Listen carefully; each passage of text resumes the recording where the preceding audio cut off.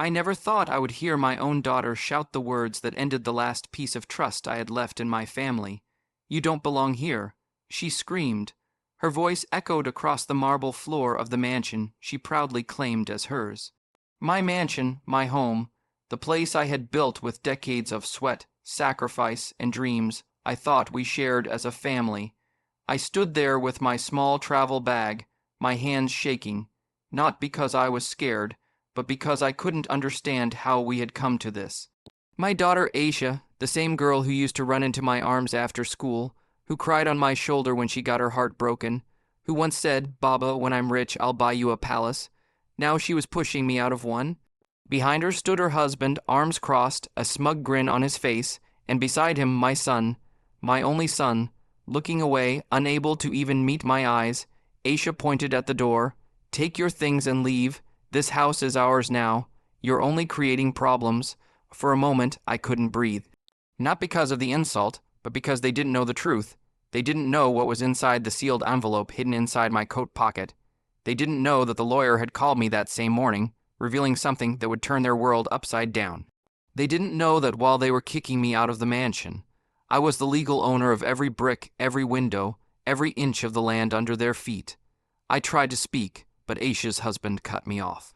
"We've already changed the locks. You can go stay with your poor relatives now." My heart cracked, not from the betrayal, but from the coldness in their eyes that used to shine with love, now filled with greed. I walked out slowly, gripping the letter in my pocket. They thought they were pushing me into the street, but they were pushing themselves into their own downfall, because once I opened that letter, once I learned the truth about the hidden will, nothing would ever be the same again. People think betrayal comes suddenly, like a slap you never see coming, but in my case, it began quietly. My name is Salman.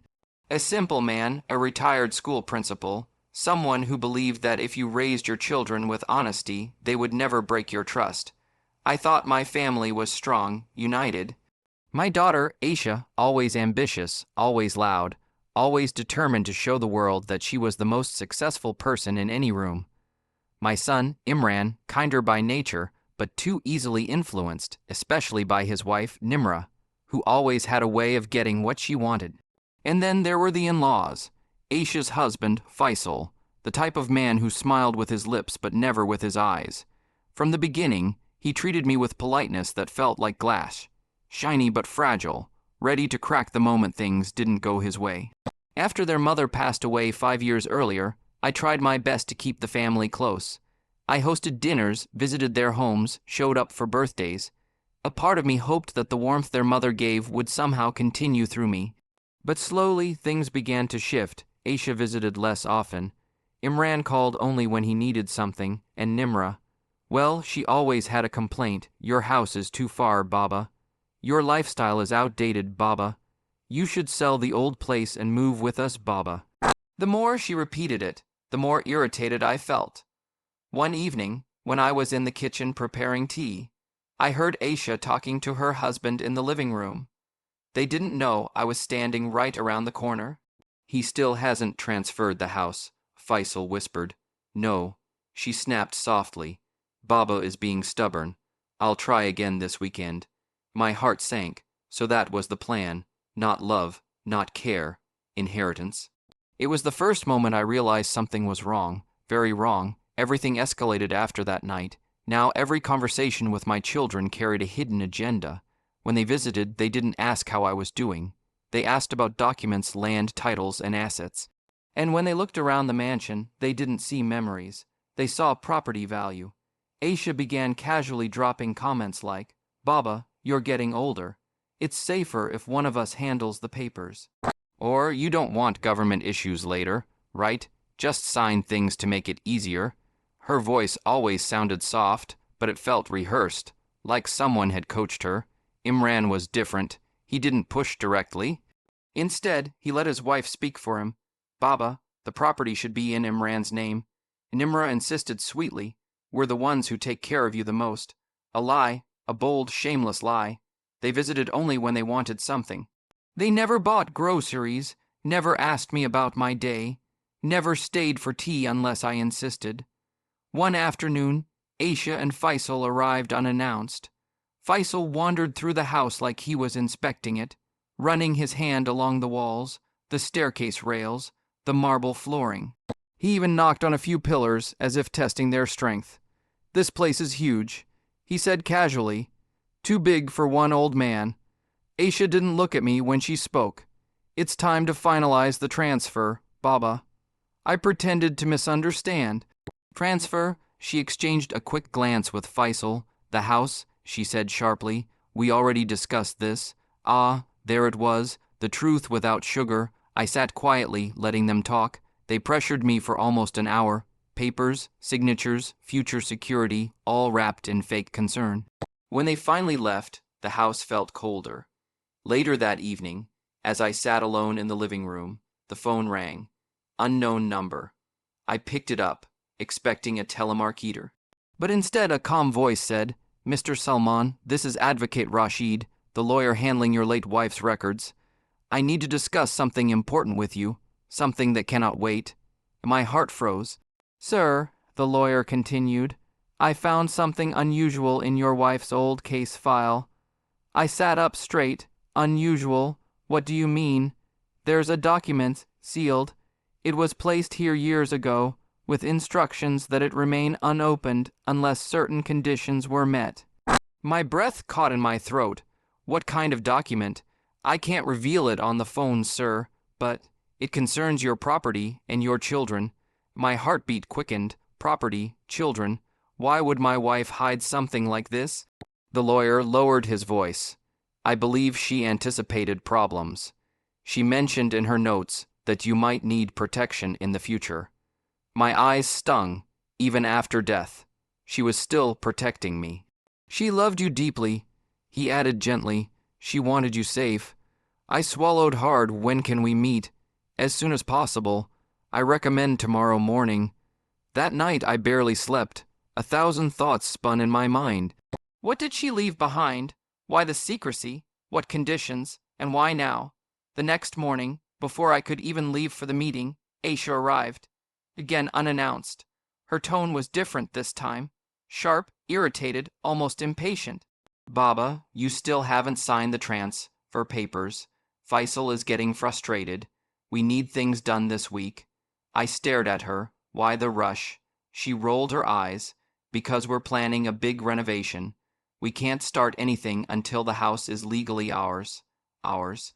Not mine, not hers, ours. I opened my mouth to respond, but before I could, the phone rang again. Same unknown number, same lawyer.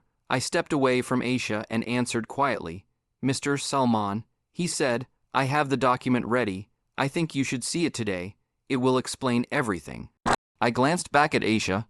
Her eyes narrowed suspiciously. "What document?" she asked. I didn't answer. I couldn't, because something inside me, intuition, fear, maybe both, told me that whatever the lawyer had found was going to change everything. After she left in frustration, I went straight to the lawyer's office. Rashid greeted me with a serious expression. Then he handed me a thick, sealed envelope, old, yellowed, labeled in my wife's handwriting for Salman, open only when the time is right. My fingers shook as I held it. When I left the lawyer's office, the sealed envelope felt heavier than anything I had ever held in my life. I didn't open it, not yet. I needed a clear mind, and the thought of my wife's handwriting made my heart ache. I kept the envelope inside my coat pocket and went home. What waited for me there was a storm. Aisha was already inside the mansion, pacing the living room like she owned the place. She didn't even greet me. "Where were you?" she demanded, arms crossed. "I had some work." I replied calmly. "With whom? About what?" Her tone sharpened. "Baba, this is getting ridiculous. We can't plan anything because you keep delaying signing the papers." Her voice wasn't the voice of a daughter. It was the voice of someone who felt entitled. Someone who believed she had the right to make decisions for me. She followed me into the dining room, her words pouring out like poison. "We want to tear down the back portion and add a modern extension. Faisal even found a contractor." I looked at her. "And you made these plans without even asking me?" She scoffed. "Baba, please, you're old. You don't understand modern needs. The house is wasted on you. At least let us improve it." Improve? They wanted to dismantle the home her mother designed with love. Her disrespect grew every time she thought she saw hesitation in my eyes. Honestly, Baba, she snapped, sometimes I feel you enjoy making things difficult. I stayed silent, not because she was right, but because I couldn't recognize this person speaking to me. This wasn't my daughter. Then she crossed a line, she said coldly. I don't think you actually appreciate what we're trying to do for you. Maybe you should consider shifting to the guest room or better. Maybe somewhere else entirely. You're just in the way. The words stung deeper than any wound. In the way, I repeated softly. She looked directly into my eyes. No shame, no guilt. Yes. I felt something inside me break. That night, Imran came over after Aisha called him. I could tell immediately that Nimra had followed him, because her perfume entered the house before she did. Imran approached cautiously. Baba, can we talk? I nodded, though my heart was heavy. He sat across from me, looking uncomfortable, fidgeting with his fingers like a child caught in someone else's mistake. Nimra stood right behind him, like a puppet master controlling every word. Baba, Imran began, Aisha told me you're refusing to sign the property papers. I wasn't surprised. Siblings can fight, but greed unites like nothing else. I'm not refusing, I answered. I simply don't want to make rushed decisions. And Nimra stepped forward. What decisions? It's your duty to secure your children's future. Everyone puts property in their children's names. Her tone carried accusation, not care. It's my home, I replied firmly. Your mother and I built it with love, and now it should be ours. Nimra shot back. Imran didn't defend me. He didn't calm her. He didn't say a single word to stop the disrespect. Instead, he folded his hands and said, Baba, please, just sign it. Aisha and I already discussed how to divide the rooms. They were dividing rooms like I was already dead. Imran, I said quietly, do you even hear yourself? His face tightened. Baba, don't guilt-trip me. We're just planning for the future. Nimra whispered something in his ear. He nodded. Then he looked at me with a coldness I had never seen in his eyes. You don't need the whole mansion, he said. At your age, you should be living somewhere smaller, honestly. It's selfish to hold on to something we can use better. Selfish. My own son used that word. I stared at him, stunned beyond words. Selfish. I repeated. Yes, and Nimra answered instead. If you loved your children, you'd give us what we deserve. Deserve, as if they had worked for anything, as if they had sacrificed anything. I stood from my chair. Enough. Imran stood too, anger rising, fueled by his wife's whispers. Baba, he said sharply, stop making this complicated. You either sign the papers, or we'll have to. Handle it differently. Handle it differently. I asked, what does that mean? He hesitated. Then, in a moment of weakness, he said the one sentence that shattered whatever bond remained between us. Maybe you don't belong here anymore. My chest tightened. Imran realized what he said too late, but he didn't apologize. The storm happened just 24 hours later.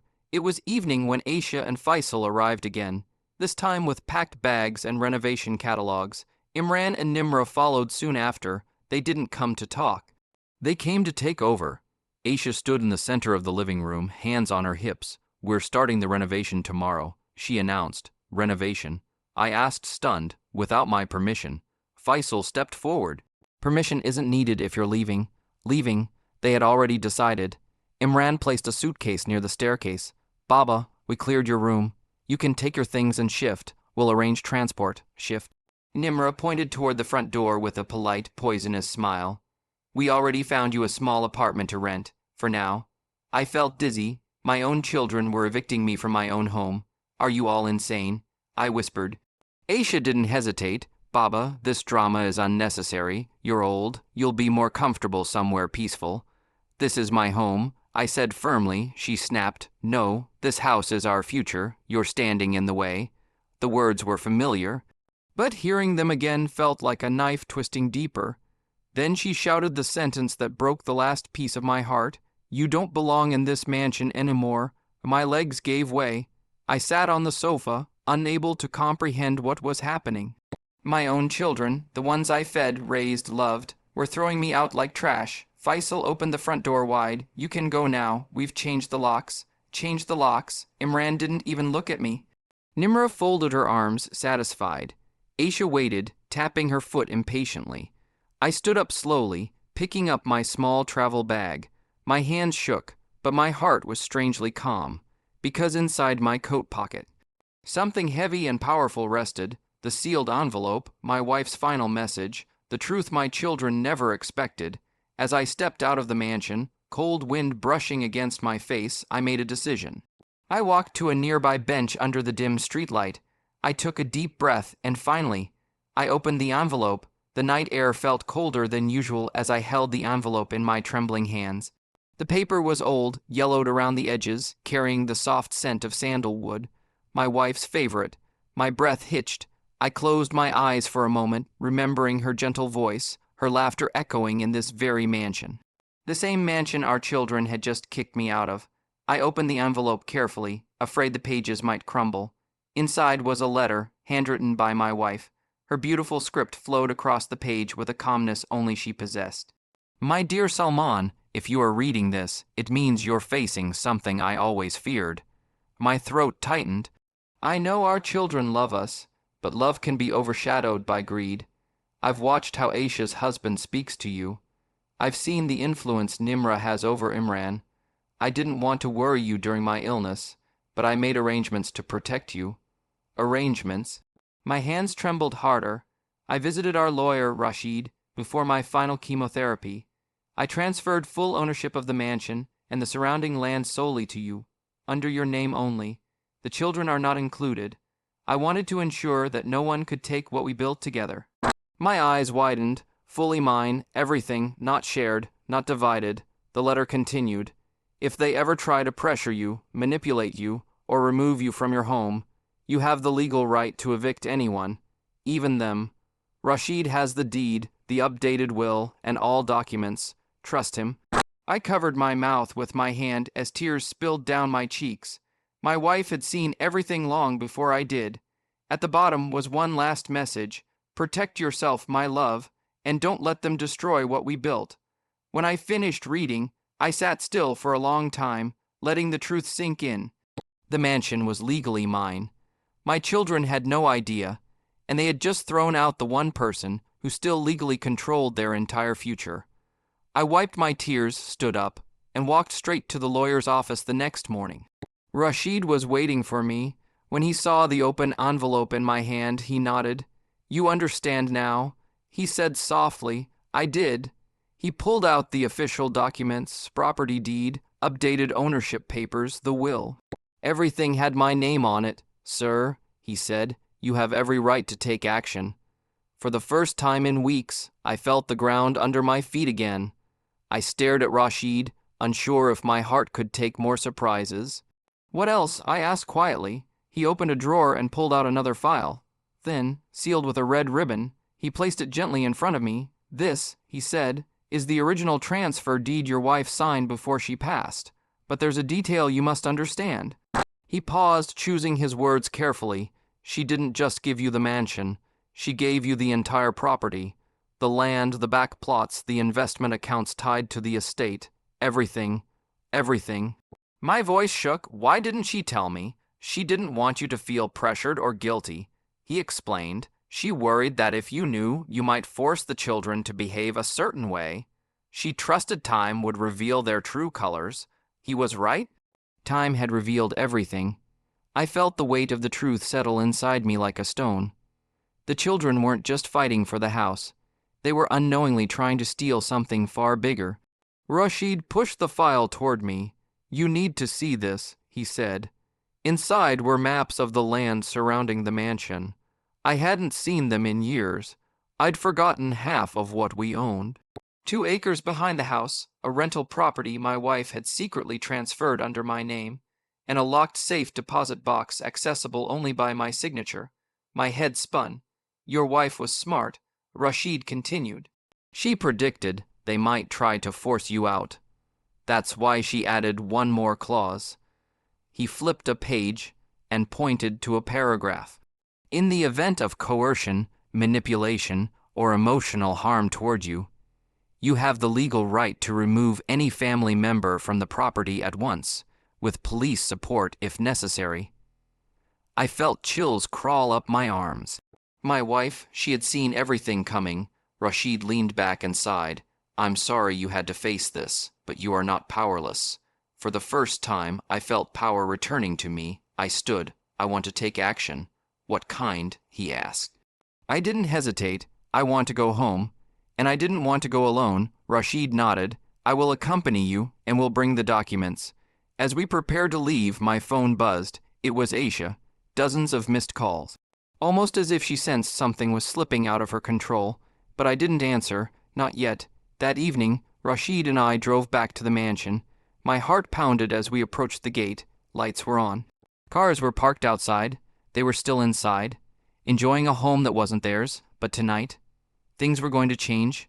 Aisha opened the door. Her eyes were swollen. Whether from stress or rage, I didn't know. But when she saw me standing there with Rashid and a folder in my hand, her expression shifted from annoyance to fear. Baba, what are you doing here? She stuttered. Before I could reply, Faisal appeared behind her, shoulders squared. Imran and Nimra came down the stairs moments later, mid-argument. What is this? Imran demanded. You're not allowed here. Not allowed. The lawyer stepped forward calmly. I'm Advocate Rashid, he announced. I think all of you should sit down. They stared at him, confused, but something in his voice must have sounded dangerous because they obeyed. We all sat in the living room, the same place where they had humiliated me just a night earlier. But today, the energy was different. Rashid opened the file. Mr. Salman has something to share. Aisha crossed her arms. Baba, if this is another drama. I raised my hand, stopping her. Enough. The room went silent. Rashid placed the deed on the table. This mansion and all surrounding land are exclusively owned by Mr. Salman. Not partially, not jointly, fully. Imran blinked. What are you talking about? The house was supposed to be divided. Not according to your mother's will, Rashid replied. Aisha jumped to her feet. No, that's impossible. Mama would never. She did, I said softly. Rashid slid the updated will across the table. Aisha snatched it and skimmed through it, her face draining of color. Faisal stood abruptly. This must be fake. Rashid didn't even flinch. It's registered, verified, and legally binding. The documents are authentic. Nimra grabbed Imran's arm. Say something. Do something. Imran looked at me, anger and fear mixing in his eyes. Why would Mama do this? Why would she give you everything? I looked at them all, my children, yet strangers, because she knew what you would become. I said, my words hit them like a slap.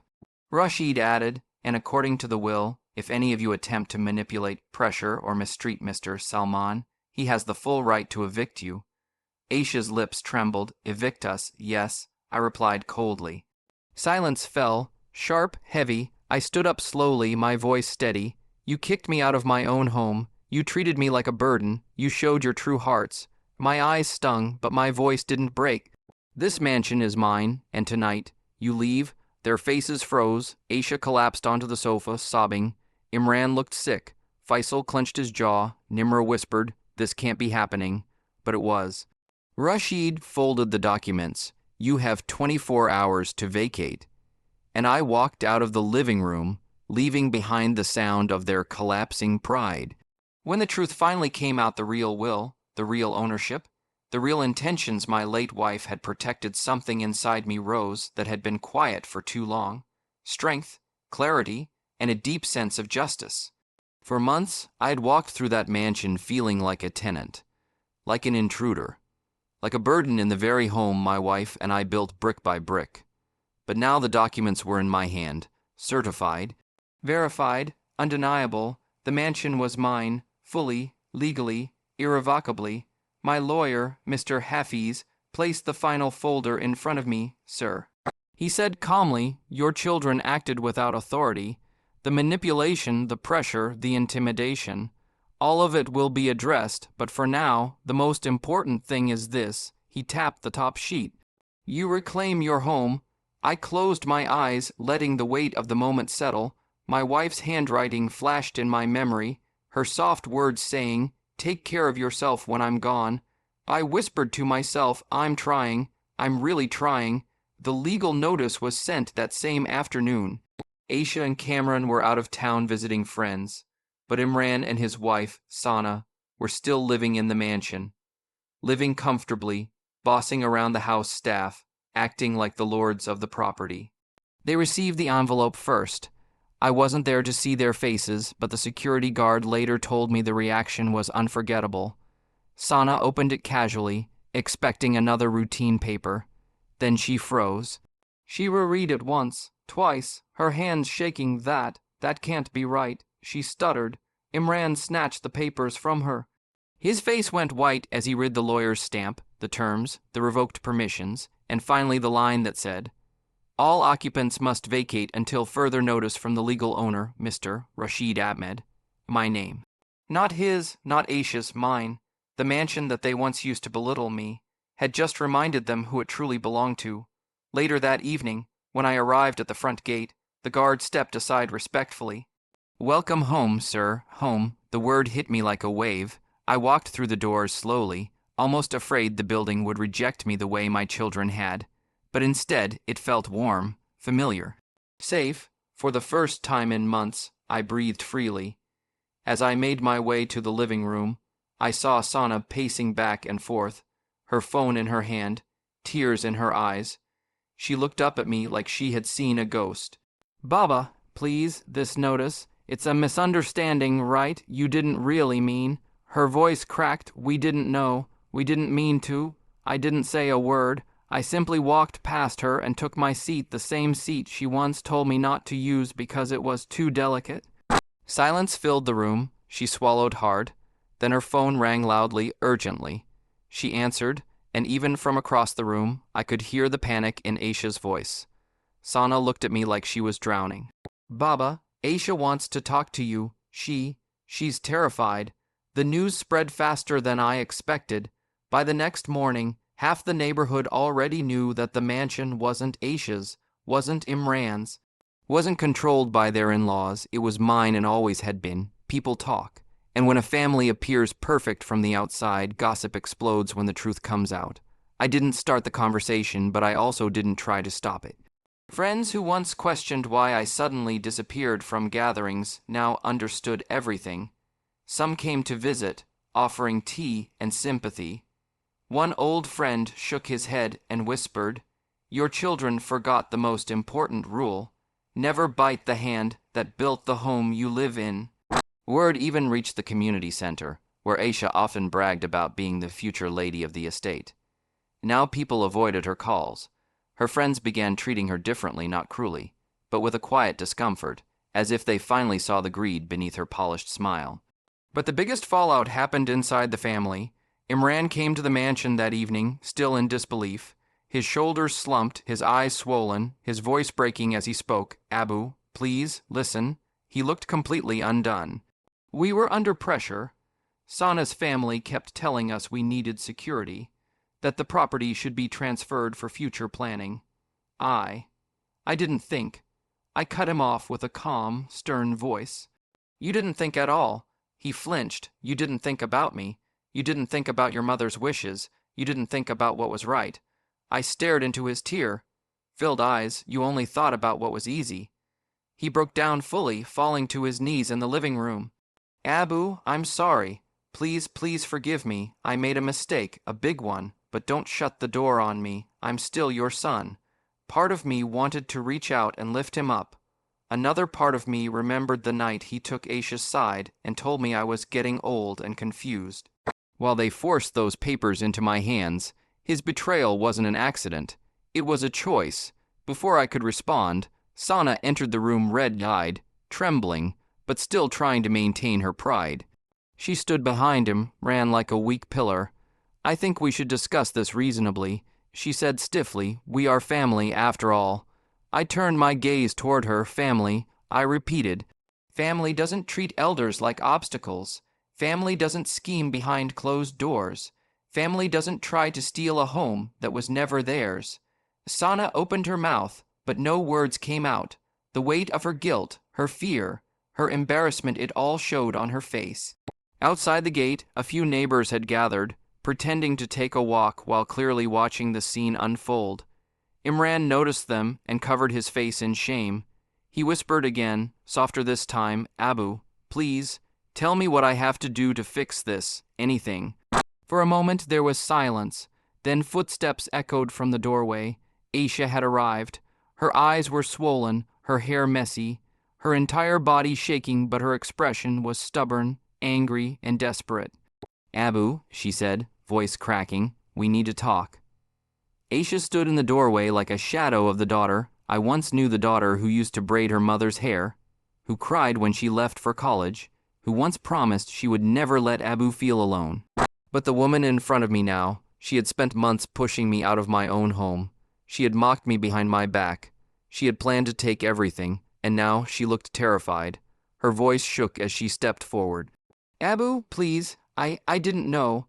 I thought the mansion was already part of the inheritance. Cameron said if things weren't transferred soon, someone else could claim it. I was scared. Scared of what? I asked quietly. She swallowed hard, scared that you'd give everything to Imran, that I'd be left with nothing. Her honesty hit me like a stone. It wasn't that she hated me. It wasn't that she wanted me gone. It was fear, a deep, poisonous fear planted by greed her own and her husband's. I took a slow breath. Aisha, I raised you with the same love as your brother. Why would you ever think I'd abandon you?" Her eyes filled instantly.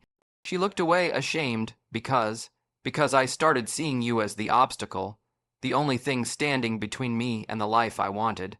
That confession hurt more than any insult she ever threw at me. She sat on the floor, her back against the wall, and buried her face in her hands as tears poured out. "I messed up, Abu. I messed up so badly." Her voice cracked on every word. "I'm sorry for shouting at you. I'm sorry for telling you that you didn't belong here. I'm sorry for everything. Please, tell me I didn't lose you forever." Imran watched from the side, stunned to see his strong-headed sister finally crumble. I stood there, silent. Inside, my feelings battled each other.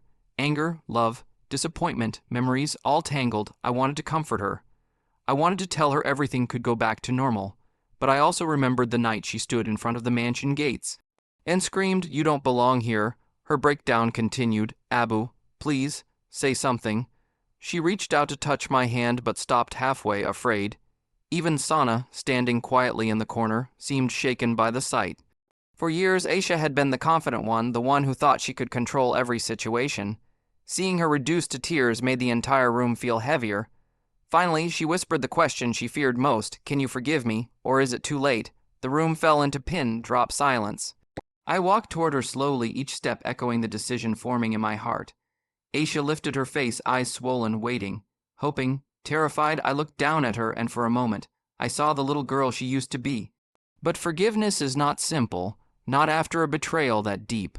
I opened my mouth to speak. The lawyer's message arrived just as I was about to speak to Aisha.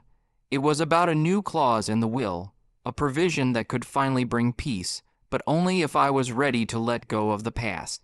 For years, betrayal had carved deep wounds inside me. The people I loved most had turned against me. But I realized something crucial. No legal document could heal my heart. Only forgiveness, boundaries, and a fresh start could. I chose to forgive, not because I forgot what they did, but because I refused to let bitterness rule my life. I reached out to Aisha not as a judge or a victim, but as a father willing to rebuild. She was fragile but willing. We spoke honestly, clearing years of misunderstandings. She admitted her mistakes, and I shared my hurt. It wasn't easy, but it was necessary. Life began to feel lighter. The mansion, once a battleground, slowly became a home again. But now I set firm boundaries. No more control struggles, no more demands, just respect. The lawyer's message had one more surprise. A foundation my wife had established, with money set aside to help me and my children start fresh, free from greed. I told Aisha and Imran about it. They were stunned but grateful, and for the first time I saw hope. That message was from my son, Imran. He asked to meet, not to argue or demand, but to apologize sincerely. I invited him over. We talked for hours. He confessed how Nimra's family pressure blinded him, how he feared losing social standing, and how he regretted hurting me. It wasn't just words. I could see his remorse. Together, we agreed on a new path, one built on honesty and mutual respect. Meanwhile, Aisha began volunteering at the local community center, helping families avoid the mistakes ours made. Our family wasn't perfect, but it was healing. As I watched my children take responsibility, I felt peace settle inside me, a peace I hadn't known in years. The final message was from the lawyer again, this time revealing a recorded video message from my late wife.